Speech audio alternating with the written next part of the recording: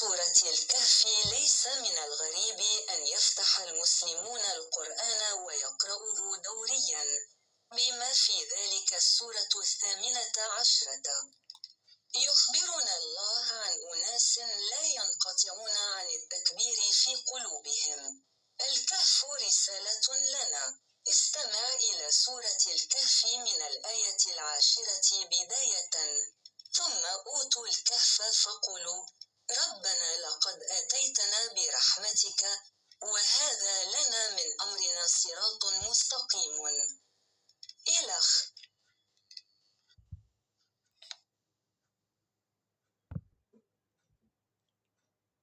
Dalam cuplikan dan ringkasan ceramah sekitar tarikh Ashabul Kahfi ini yang akan disampaikan oleh Kiai Haji Muhammad Bakhit AM sebagai narasumber yang paparkan beliau sejelas-jelasnya. Dan sebab itu ikuti sampai selesai supaya tidak bingung dan salah kafrah. Sebelumnya mohon maaf dan ampun. Syukran laka. Assalamualaikum warahmatullahi wabarakatuh.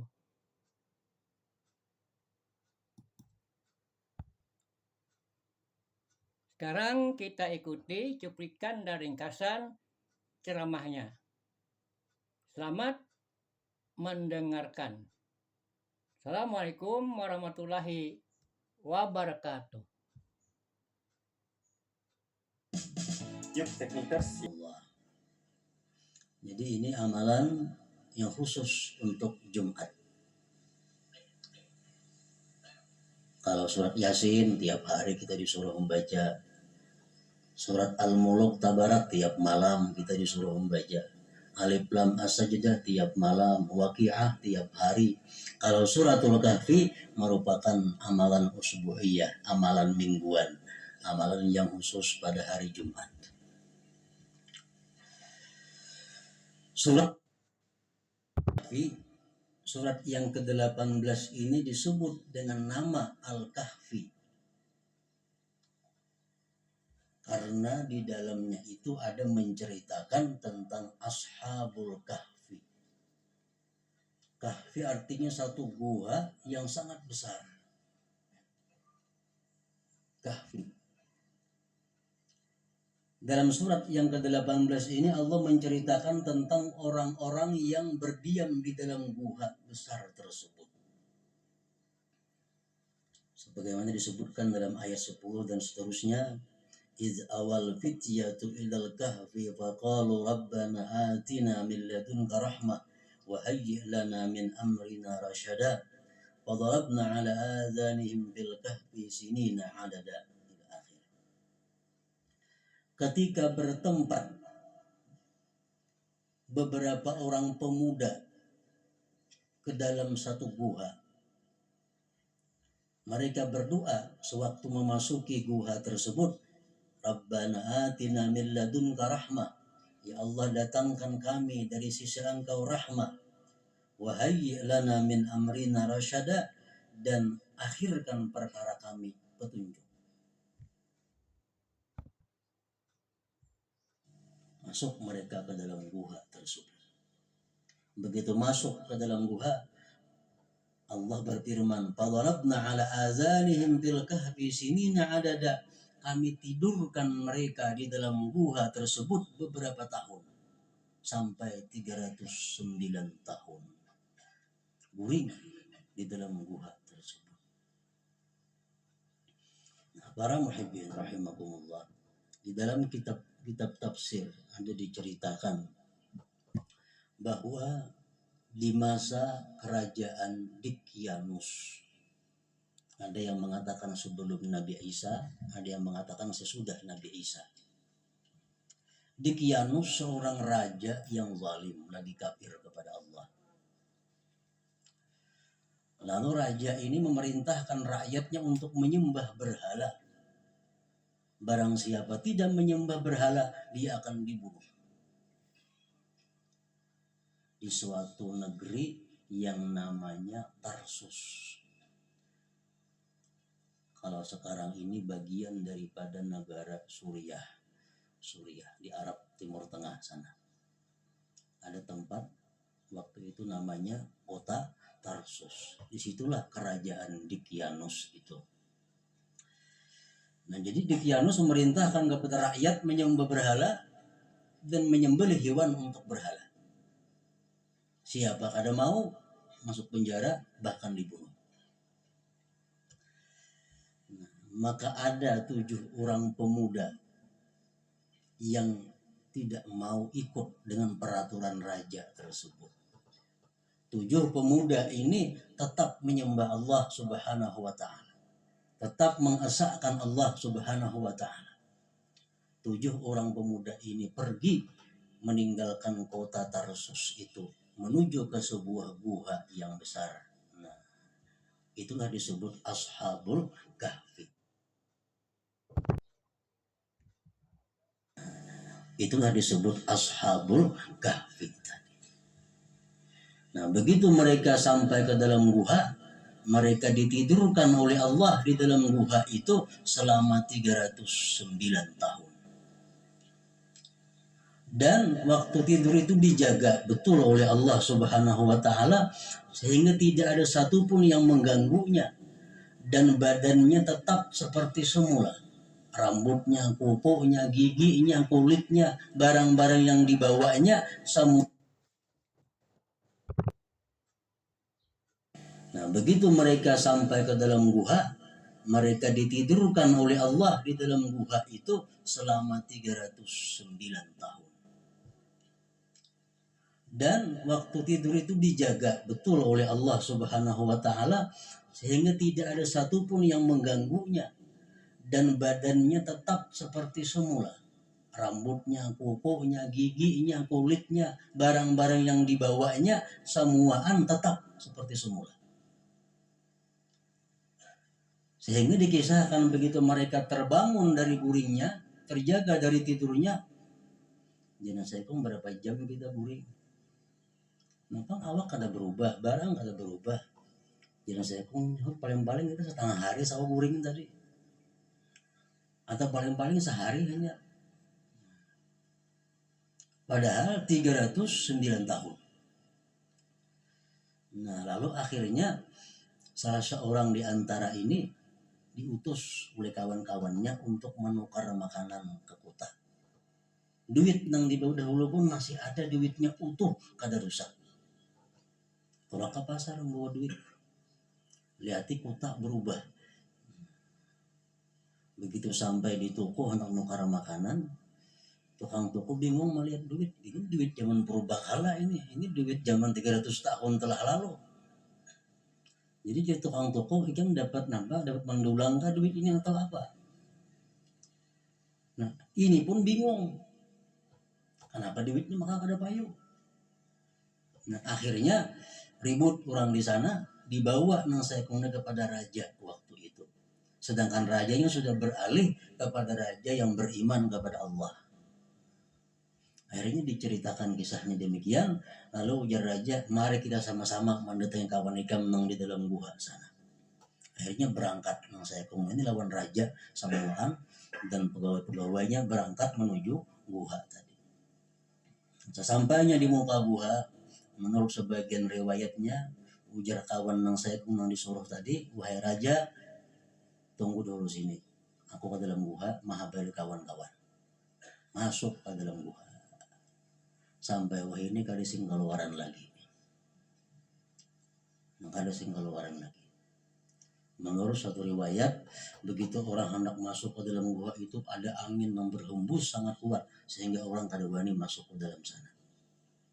Ada riwayat yang mengatakan mereka sudah diwafatkan Allah.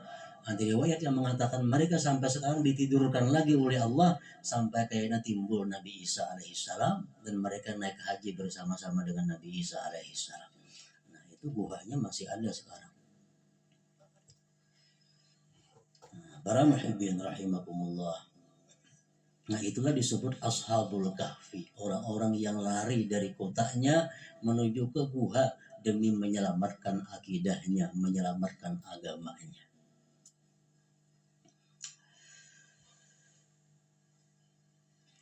Di dalam kitab Sawi antara jalan lain disebutkan di situ perkataan ulama, alimu auladakum asma'a ahlil kahfi. Lajari anak-anak kalian itu nama-nama mereka ashabul kahfi itu.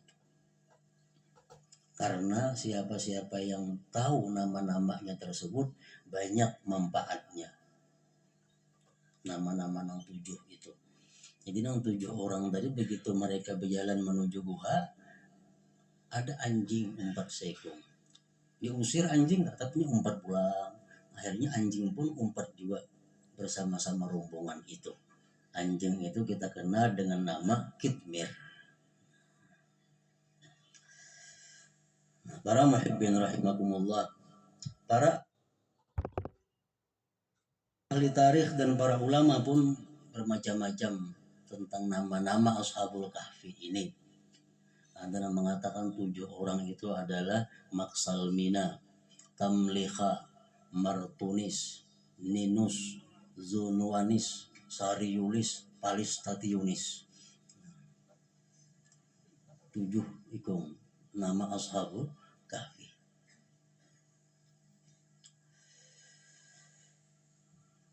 Jadi surat yang ke-18 ini disebut dengan nama Al-Kahfi karena banyak di dalamnya menceritakan tentang orang-orang yang agung, orang-orang yang mulia, 7 pemuda yang mengorbankan segala-galanya demi untuk menyelamatkan agamanya, mentauhidkan Allah Subhanahu wa ta'ala.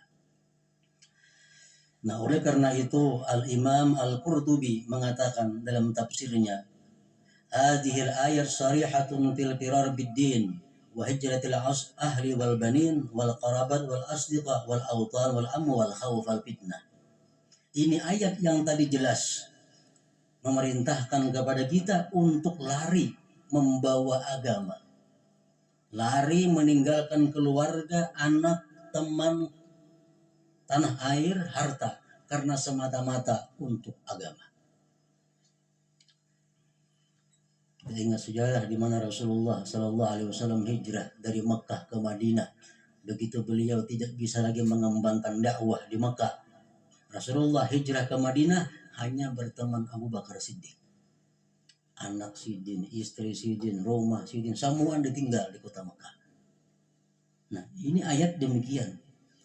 7 orang ashabul kahfi ini meninggalkan keluarga dan seluruhnya masuk ke dalam gua untuk menyelamatkan akidah, menyembah Allah Subhanahu wa ta'ala. Nah, dengan ayat ini artinya kalau kita hidup di suatu kampung, di kampung itu kita kada bisa mengamalkan syariat Islam. Di kampung itu kita selalu dekat dengan dosa. Di kampung itu selalu dekat dengan maksiat. Kita kada bisa amar ma'ruf nahi munkar. Kita kada bisa sembahyang berjamaah. Kita kada bisa menyiarkan Islam. Kalau kita di kampung itu kita bertempat tinggal, kita mesti pindah kepada kampung yang lain. Itu ajaran Al-Quran. Andai kata kita bekerja di satu perusahaan, dalam pekerjaan itu kita kada bisa mengamalkan syariat Islam. Kita banyak melihat kemunkaran-kemunkaran yang kita kada bisa mencegahnya. Nah, kita wajib meninggalkan perusahaan itu untuk mencari kerja di tempat yang lain. Sama halnya kita bekerja di pemerintahan. Kalau kita terkena jabatan yang sulit untuk berbuat jujur, kita dikenai jabatan yang sulit untuk berbuat adil, kita wajib pindah dari jabatan itu, minta jabatan yang aman daripada segala macam maksiat dan dosa. Itu peraturan Al-Quran. Dan dicontohkan sudah oleh ashabul kahfi tadi. Nah, para muhibbin rahimakumullah, surat Al-Kahfi ini banyak memberikan petunjuk kepada kita untuk menjalani kehidupan ini. Sebagaimana demikian pula surat-surat yang lain dalam Al-Quran. Di antaranya di akhir surat Al-Kahfi berbunyi ayat, فَمَنْ كَانَ يَرْجُو لِقَاءَ رَبِّهِ فَلْيَعْمَلْ عَمَلًا صَالِحًا وَلَا يُشْرِكْ بِعِبَادَةِ رَبِّهِ أَحَدًا. Barang siapa ingin bertemu dengan Tuhannya dalam keadaan bahagia, siapa ingin bertemu Tuhannya dalam keadaan senang, Falyamal amalan salihah, hendaklah dia beramal saleh. Itu aja jalannya sebutin. Kada bisa kita mengandalkan orang tua kita, kada bisa kita mengandalkan anak kita, kada bisa kita mengandalkan guru kita, kada bisa. Kalau kita hendak bertemu Allah dengan bahagia, falyamal amalan salihah, hendaklah kita beramal yang saleh.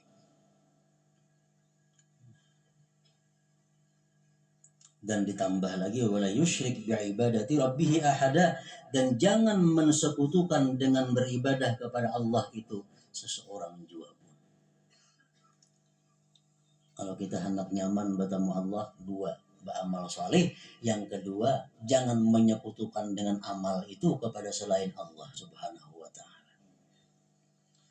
Para muhibbin rahimakumullah, jangan syirik. Para ulama membagi syirik itu ada 3 macam.